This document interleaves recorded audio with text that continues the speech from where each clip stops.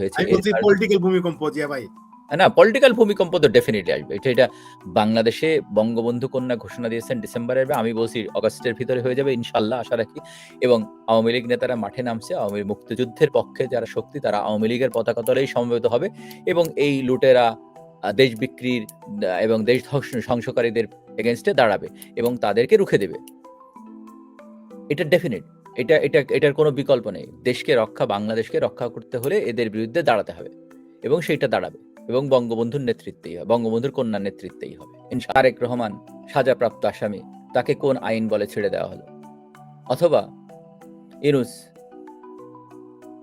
যিনি মানুষের রক্ত চোষা ইউনূস, মবের জনক ইউনূস, তিনি যখন, তাকে কোন আইন বলে ছেড়ে দেওয়া হলো?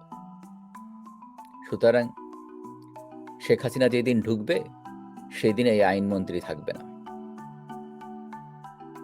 দেশের প্রেক্ষাপট চেঞ্জ হবে। জনগণ, আওয়ামী লীগ রক্ত দিতে জানে, আওয়ামী লীগ জনগণের দাবি আদায় করতে জানে, জনগণের অধিকার আদায় করতে জানে। সুতরাং জনগণকে নিয়েই মাঠে নামবে এবং জনগণকে নিয়েই আন্দোলন করে দেশ বিক্রি রুখে দেবে। আপনারা যতই দেশ বিক্রি করতে চান, এইটা আওয়ামী লীগ কোনোদিন কারো কাছে দেশ বিক্রি করেনি, দেখাতে পারবেন না, কখনো না। আওয়ামী লীগ আমলে বাংলাদেশের আয়তন বেড়েছে, বাংলাদেশের সমুদ্র সীমা বেড়েছে, এটা নতুন না। আপনারা দেখেন, আপনারা দেখেছিলেন 56,000 বর্গ মাইল ছিল, এখন বাংলাদেশের আয়তন 57,000 কত বর্গ মাইল। কেন? শেখ হাসিনা ইন্ডিয়ার কাছ থেকে অধিকার আদায় করে নিছে।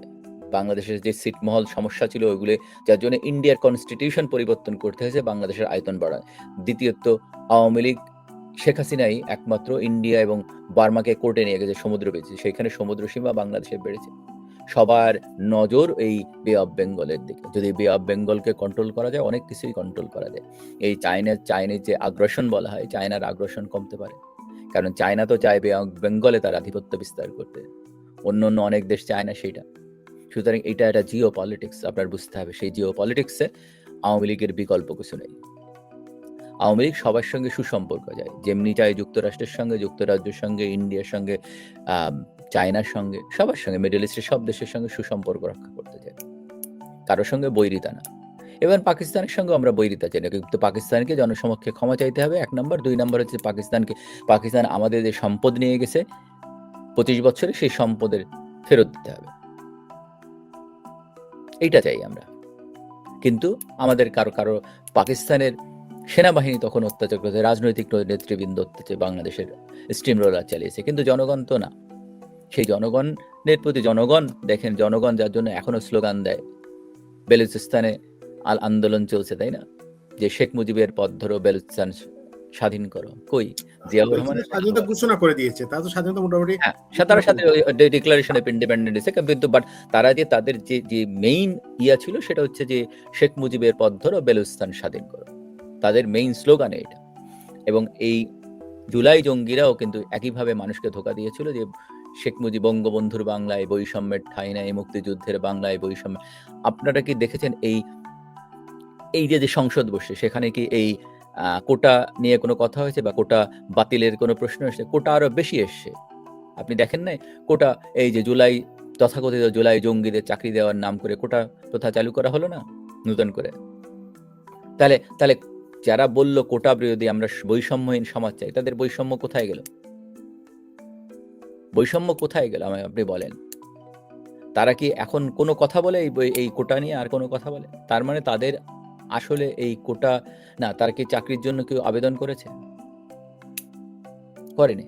তাহলে কোটা নিয়ে, যদি কোটা আন্দোলন নিয়ে যত কিছু বলেছে, তার মানে তারা মিথ্যা কথা বলেছে, জনগণকে ধোকা দিয়েছে, আমাদের সাধারণ ছাত্রদেরকে ধোকা দিয়েছে। আপনি দেখেন না, আপনার মুগ্ধর যে, আমি জানি না আপনি মুগ্ধর যে লাস্ট টেক্সট আপনি দেখেছেন কিনা, যে টেক্সটটা করেছিল, যে সে বলেছে আমাদের ভিতরে জামাত, সে তো পলকের ওখানে চাকরি করতো আমার জানা মতে, এবং সে বলেছে যে আমাদের ভিতরে জামাত শিবির, আমরা একটা বৈষম্যহীন সমাজ চাই এবং সেখানে কোটা থাকবে না। আর ফাইন, আমি এক ভিসি আছে, তাকে আমি প্রশ্ন করছিলাম, তো কোটা ঢাকা বিশ্ববিদ্যালয়ে তো কোটা আছে, যে টিচারদের জন্য কোটা আছে, কর্মচারীদের জন্য কোটা আছে, তাদের পোষ্যদের জন্য কোটা আছে, এই কোটাগুলো কেন বাতিল করা হয় না?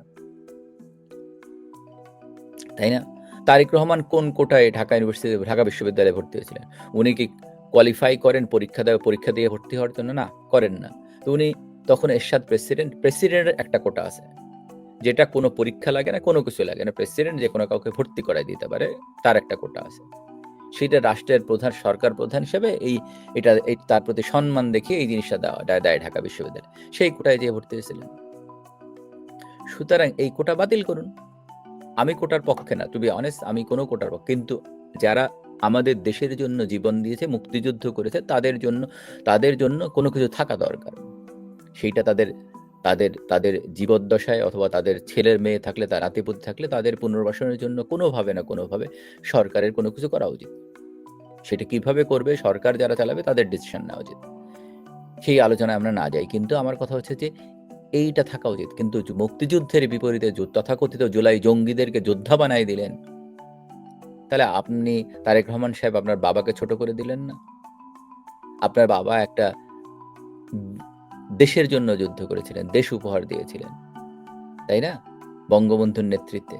কিন্তু এরা কি করেছে? দেশ ধ্বংস করেছে। আপনি পাশাপাশি নেপালের কথা চিন্তা করেন না। নেপালে একই সময় জেনজিরা আন্দোলন করেছে। নেপালে সরকার পতনের পরে যখন যে ক্ষমতা নিলেন, উনি বললেন 6 মাসের 1 নাম্বার 6 মাসের ভিতর নির্বাচন দিবেন। 2 নাম্বার উনি বললেন যে যারা সরকারি স্থাপনায় ভবনে হামলা করেছে তাদের বিচারের আওতায় নিয়ে আসলেন। এনেছেন এবং তাদেরকে সাজা দিয়েছেন না? তাহলে বাংলাদেশে সরকারি স্থাপনায় যারা গণভবনে ঢুকলো, প্রধানমন্ত্রীর দপ্তরে ঢুকলেন, ঢুকে বিভিন্ন জিনিস লুটপাট করলেন, তাদের প্রচুর সিসিটিভি ফুটেজ আছে।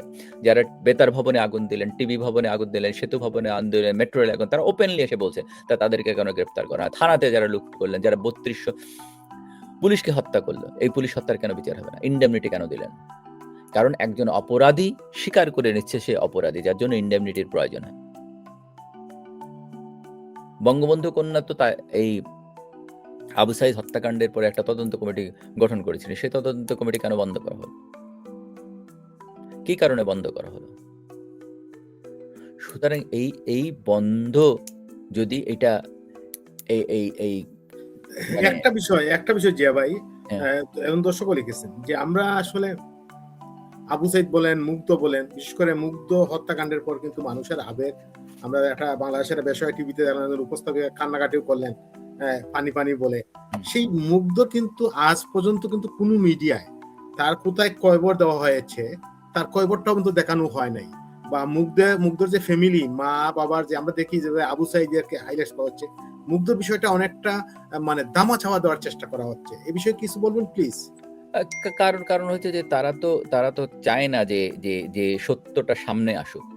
সত্যটা যদি সামনে আসে তাহলে তো তারা আর এই ব্যবসা করতে পারবে না। যার জন্য তারা সত্যটা কখনো সামনে আনতে, যার জন্য কোনো তদন্ত হয়নি। তদন্ত কেন হয়নি? আপনাকে বুঝতে হবে যে এই জুলাইয়ে যত হত্যাকাণ্ড হয়েছে, এই হত্যাকাণ্ডের কোনো তদন্ত হয়নি।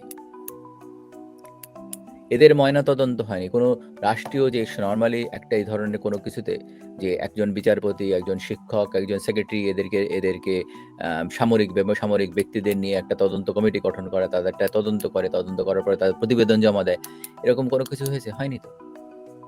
সুতরাং এটা জঙ্গি।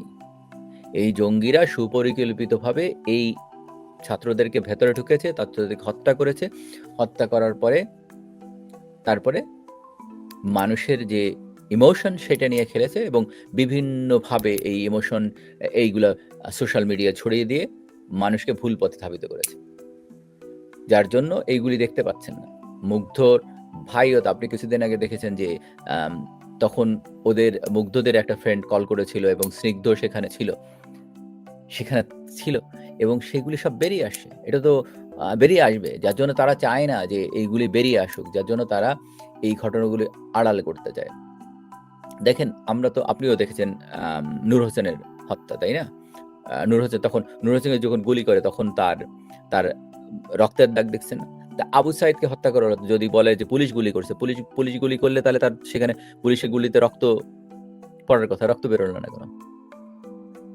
আবার সানজিদা নামে একটা মেয়ে টমেটো সস লাগায় গেছে, বলছে ঢুকে অভিনয় করছে। জাস্ট এটা অভিনয়। আপনাকে একটা ডকুমেন্টারি বেরিয়েছে যে এই 7 জন, রনি নামে একটা ছেলে আছে যে চা বিক্রি করতো, সে এখন কোটি কোটি টাকার মালিক। কোত্থেকে আসে? যে 2 দিন আগে চা বিক্রি করে খেত, সে এখন কয়েকশো কোটি টাকার মালিক। এই সারজিৎ, এই নাহিদরা কি অবস্থায় ছিল? যারা খেতে পেত না, যাদের তারা কোটি কোটি টাকার মালিক। আপনারা সে বলে ওয়েস্টিনে হাঁস খেতে যায়, হাঁসের মাংস খেতে যায়, এ টাকা কোত্থেকে আসে? আপনাকে বুঝতে হবে যে যেখানে একটা একটা একটা একটা জনগোষ্ঠীকে বা একটা জেনারেশনকে ধ্বংস করে দিল ইনুস ডলারের বিনিময়ে। শুধু তো তাও নয়, শুধু যে জিয়া ভাই আপনার মনে আছে যে এই যে গান গায় পার্থ নাম ছিল না? কই পার্থরা এখন কোথায়? এখন যখন এই বলাৎকার হয়, এই না শিশু ধর্ষণ হয়, আপনার তখন কোথায় থাকে? অথবা বাঁধনরা, পার্থরা, এই আপনার এই যে আলী জাকেরের ছেলে যে এরা, তারা কই? তারা কোথায়? তাদের তো এখন দেখি না। সুতরাং সবাই ডলারের কাছে বিক্রি হয়েছে। অথবা যে গান গেয়েছিল একটা মেয়ের সাহসকে যেন, মেয়েটা সে কোথায়? তারা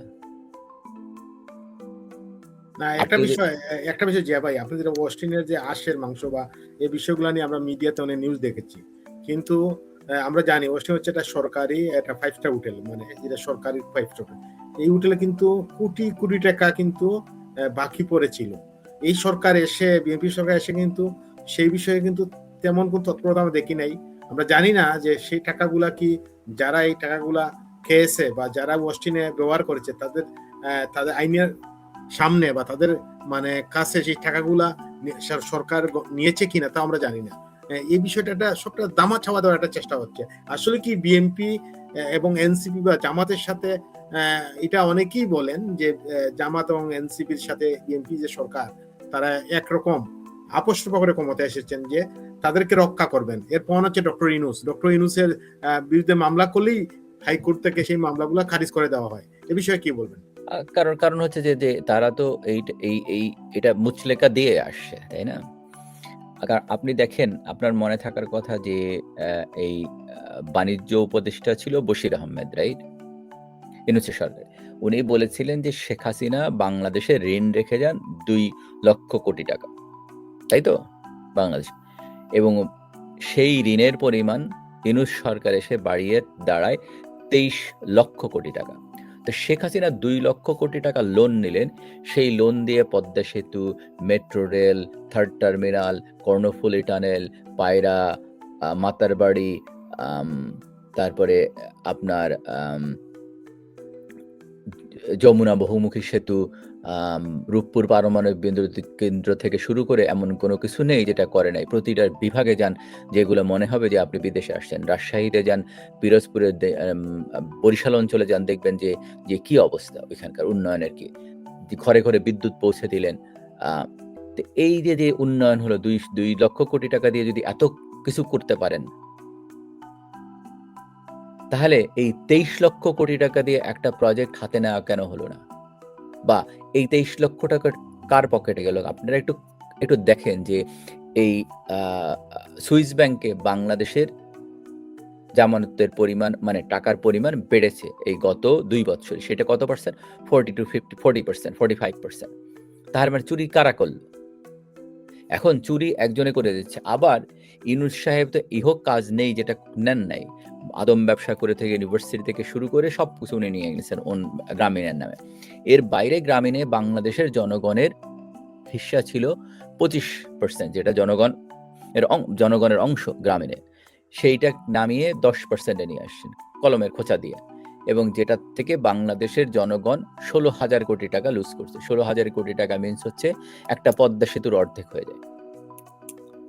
তাহলে শেখ হাসিনা 2 লক্ষ কোটি টাকা লোন নিয়ে এত কাজ করলেন, এত উন্নয়ন করলেন, আপনার ইন্টারনেট গ্রামে অঞ্চলে ইন্টারনেট পৌঁছে দিলেন, যেখানে ইন্টারনেট কিনতে আপনার ব্যান্ডউইথ কিনতে পয়সা দিয়ে কিনতে হয়েছে। কারণ হচ্ছে যে 2004 সালে যখন সাবমেরিন কেবল রান হয় বাংলাদেশের ওদিক দিয়ে, তখন বাংলাদেশ অনুন্নয়নশীল দেশ, বাংলাদেশকে ফ্রি দেওয়া হচ্ছিল। বেগম জিয়াকে বোঝানো হলো যে না, এটা ক্ষতি হবে বাংলাদেশের, এবং উনি বয়স্ক মানুষ, উনি হয়তো বুঝেন, উনি টেকনোলজি এই ব্যাপারে জানারও কথা না। ওনার যারা উপদেষ্টা ছিল তারা ওনাকে ভুল বুঝিয়েছে, যার জন্য উনি নেন নাই। সেই দায়ভার বিএনপির এবং বেগম জিয়ার। এবং তার পরবর্তীতে বাংলাদেশ 50 বছর পিছিয়ে গেল। শেখ হাসিনা এইটাকে আস্তে আস্তে কিনে এটা বিভিন্ন জায়গায় অবকাঠামোর উন্নয়ন যে ঘটিয়েছে এবং অবকাঠামো উন্নয়ন ঘটে বিভিন্ন জায়গায় আপনার ফাইবার অপটিক্স কেবল রান করেছেন বাংলাদেশের প্রত্যন্ত গ্রাম অঞ্চলে ইলেকট্রিসিটি বা বিদ্যুৎ পৌঁছে দিয়েছেন ঘরে ঘরে। এই যে অবকাঠামোর উন্নয়নগুলো করেছেন, এই উন্নয়নের জন্যই বাংলাদেশের জনগণ তাকে মনে রাখবে এবং বাংলাদেশের জনগণ যার জন্য তার কথা ভুলতে পারবে না, যার জন্য মানুষ এখনো বলছে আমরা আগে ভালো ছিলাম। তাহলে এই সরকার আবার যে ইনোসেন্ট নামে কেন কেস হবে না? দেখেন মাইলস্টোনে, যেটা আগে বলছিলাম, মাইলস্টোনে এই শিশু হত্যাকাণ্ডের পরে একজন বাবা বিচার চেয়ে কোর্টে গিয়েছিলেন, মামলা করেছিলেন, সেই মামলা খারিজ করে দেওয়া হয়েছে। তার মানে কি তিনি বিচারের ঊর্ধ্বে? মোটেই না, কেউই বিচারের ঊর্ধ্বে না। তাহলে বিচারের ঊর্ধ্বে যদি না হয়, তার কেস কেন বাতিল করতেছেন তারেক রহমান সাহেব? তাকে কেন গ্রেপ্তার করা হয় না? এই যে 1000-এর উপরে শিশু হামের টিকার অভাবে মারা গেল, তাহলে নূরজাহান বেগম এবং ইউনূসকে কেন গ্রেপ্তার করেন না?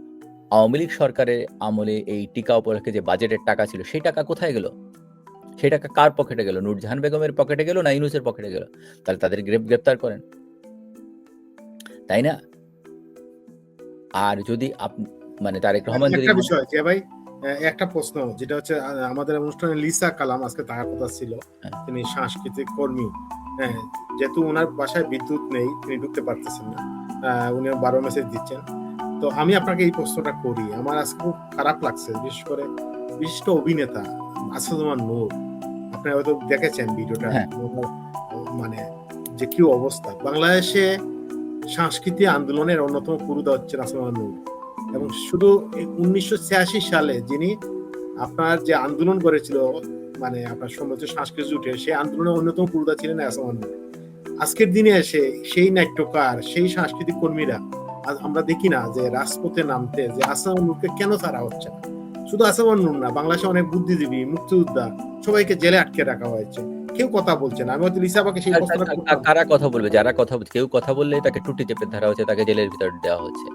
আপনি দেখেন, আর হচ্ছে এগুলো সব যারা এই পার্থ বলেন, ইরাশ জাকের বলেন, বা যারা এরা সবই ডলারের কাছে বিক্রি হয়ে গেছে। সুতরাং তাদের কাছে কি আশা করতে পারেন? তারা তো ইউনূসের সেই বাঁধনটা এখন কথা বলবে কিভাবে? কারণ তারা তো ডলার খেয়েছে। প্রেসিডেন্ট ট্রাম্প বলছিল না কত 130 বা 120 বিলিয়ন, 100 মিলিয়ন ডলার গেছে বাংলাদেশে সরকার পতনের জন্য এবং ইউএসএইড এর মাধ্যমে। এবং আপনি দেখেন মতিউর রহমান প্রথম আলোর সম্পাদক মতিউর রহমান কিছুদিন আগে তো তার সাক্ষাৎকারে বেরিয়েছে, তার কি করেছে? এই আলী রিয়াজ প্রথম আলোর সৃষ্টি না? এই আসিফ নজরুল প্রথম আলোর সৃষ্টি না? তাহলে এরাদের কাছে কি আশা করতে পারে? এরা তো ডলারের কাছে বিক্রি হয়েছে। যে মতিউর রহমান একসময় একতার সম্পাদক ছিল, তাই তো? কতটা ডিগবাজি দিছে এবার চিন্তা করেন।